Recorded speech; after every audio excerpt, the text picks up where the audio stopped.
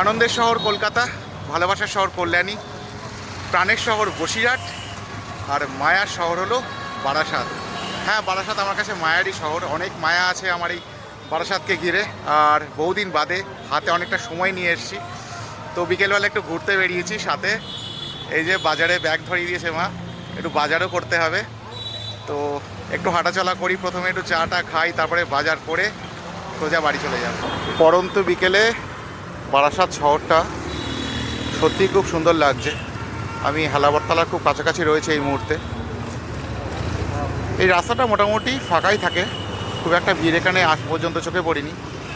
এটা হচ্ছে বারাসাতের অনেক পুরনো একটা সিনেমা হল, লালি সিনেমা হল। তো বর্তমানে আইনক্সের যুগে, মাল্টিপ্লেক্সের যুগে এইসব সিনেমা হলগুলোর এই হাল। যাকে যাক হাঁটতে হাঁটতে সন্ধে হয়ে এলো। এবার একটু বাজারে যাব, বাজারে গিয়ে একটু সবজি বাজার করব, দেখি মাছ পাই কিনা ভালো। তো বিকেলবেলাও অনেক সবজিপাতি রয়েছে, তো দেখি কীরকম কী দাম। মিডিয়াম সাইজ আলু দাও। আর লঙ্কা কত? 15। ঝাল হবে কাকা? আর ঝাল লঙ্কা 100 দিও, আর আলু 1 কেজি দাও। আরে বেগুন কত কেজি? 60 টাকা, ঠিক আছে। 500 বেগুন দিও। টমেটো কত? 500 টমেটো দিও। হাফ কেজি পেঁয়াজ দাও। পেঁয়াজের দামটা বেড়েছে নাকি গো? 40 করে কিনে নিলাম আমি।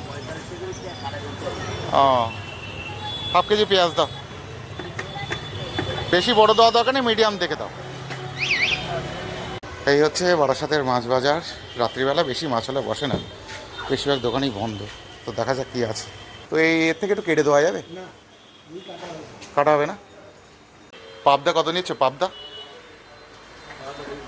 হ্যাঁ, ও লোক আসেনি এখনো, তাহলে একটু বাদেই আসে। একটা দোকানে মাছ কেটে দেবে না, আরেকটা দোকানে এখনও লোকই আসেনি, তাই একটু ডিম নিয়ে নেই। বারাসাতে ডিমের দামটা একটু বেশি বললো।